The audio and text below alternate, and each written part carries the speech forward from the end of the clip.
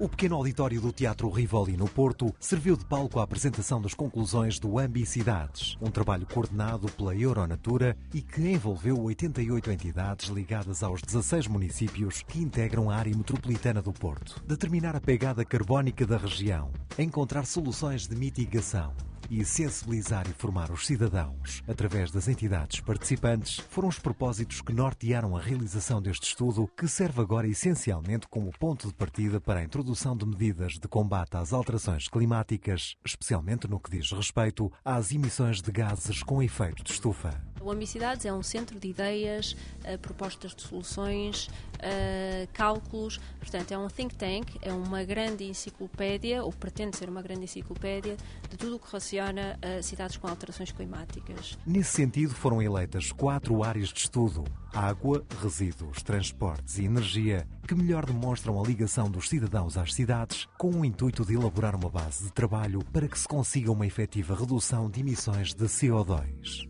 Nós só consideramos a área por causa da energia e dos transportes, que é uma coisa que não é associada à cidade. As pessoas não trabalham na mesma cidade onde vivem e então queríamos captar essas sinergias e acabamos por alargar o trabalho, que inicialmente não tinha ainda uma cidade definida, mas pareceu-nos fazer muito mais sentido falar em regiões em vez de falar numa cidade.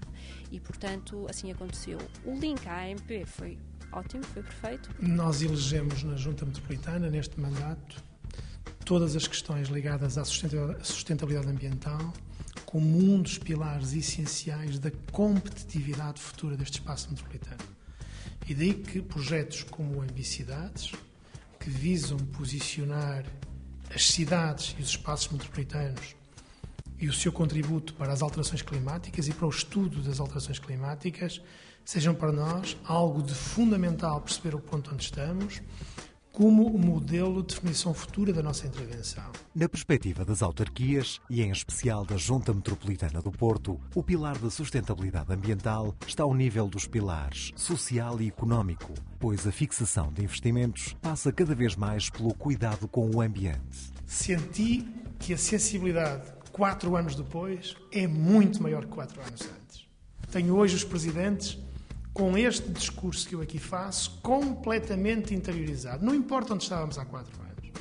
Das 4 áreas estudadas, a dos resíduos tem uma contribuição de cerca de 8% na pegada carbónica nacional e leva já algum avanço nos estudos feitos. Com a elaboração do Ambicidades, confirmou-se a conclusão de trabalhos anteriores, levados a efeito pela LIPOR, e que já havia identificado a incineração e os aterros como os principais problemas. Em relação a este estudo, e nós temos a decorrer em paralelo também um estudo sobre a pegada carbónica apenas dos municípios de LIPOR, já que este foi estendido, digamos assim, aos restantes municípios da área metropolitana, mas quer um quer outro indicam claramente que, em termos de alterações climáticas, as opções de gestão mais penalizadoras são, sem dúvida, o aterro sanitário e a incineração de resíduos.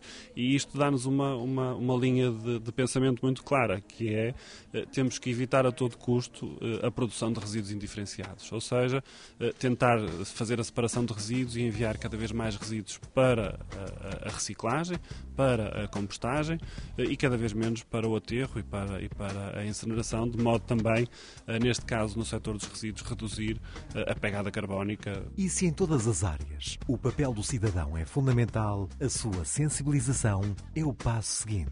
E nós temos trabalhado muito nessa vertente, na vertente da prevenção, porque essa é, sem dúvida, outra das mais-valias, digamos assim, de ser o próprio produtor dos resíduos, o responsável pelas emissões. Ou seja, cada um de nós, se estiver a reduzir os resíduos que produz ao final do dia, está também a contribuir para a diminuição das alterações climáticas. A LIPOR tem mesmo em marcha algumas campanhas, como a 2M, que assenta no propósito de menos resíduos, menos carbono. Mas há mais. Estamos, digamos assim, a organizar em conjunto com algumas entidades da Comunidade Europeia e por exemplo, com a LIFE e com um parceiro que é a ACR Plus, que é a Associação das Cidades e das Vilas para a Reciclagem, um projeto para a criação, e que vai ser agora em novembro, da Semana da Prevenção. Portanto, uma semana inteira dedicada a ações para a prevenção de resíduos. Cada vez mais o combate às alterações climáticas passa por políticas integradas e que abranjam áreas maiores. E se o Ambicidades é um ponto de partida para uma região nacional que envolve 16 concelhos, em curso está já a integração da área metropolitana do Porto no projeto UE-CO2. Daí que também nós tínhamos decidido participar num projeto alargado a 24 áreas metropolitanas na Europa, que integram um projeto comum chamado o EU-CO2, em que se visa fazer um ponto de situação das emissões de CO2 e as medidas a tomar para atingir os objetivos definidos pela União Europeia. Numa primeira avaliação, a área metropolitana do Porto ocupa uma posição satisfatória, segundo os seus responsáveis, que os motiva a fazer mais. Daí a importância do Ambicidades para a implementação de ações futuras. É uma base de trabalho para a nossa participação cada vez mais ativa com as outras regiões metropolitanas à escala europeia. E é uma base de trabalho para usarmos no futuro, melhorando ainda mais estes indicadores, como algo que ajuda a melhorar a nossa competitividade.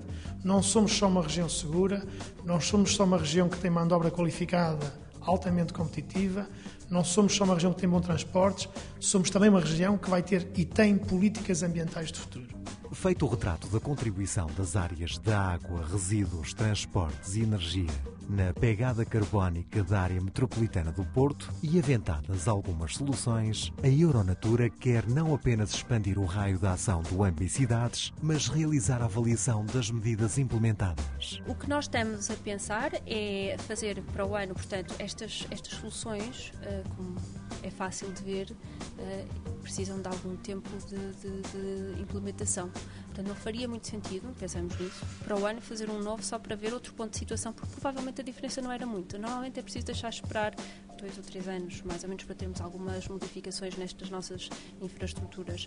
E, portanto, o que nós pensamos foi, ok, existe outra área metropolitana em Portugal, já falamos com a área metropolitana de Lisboa para fazer também este primeiro diagnóstico lá, e depois, provavelmente, no ano seguinte, começar, então, ou a fazer um novo ponto de situação, ou a partir para a implementação, que vai depender do que é que vai acontecer no outro projeto, no EU-CO2. Portanto, se um começar a implementar, o outro fará a continuidade. Se o EU-CO2 não tiver ainda não tem a aprovação europeia, pode ter ou não ter, dependendo disso, podemos fazer um novo ponto, mas nas workshops as entidades disseram e dizem sempre: isto é 2007, nós temos tantas coisas feitas em 2008, queremos apresentar depois a nossa evolução. E, portanto, fazer essa evolução.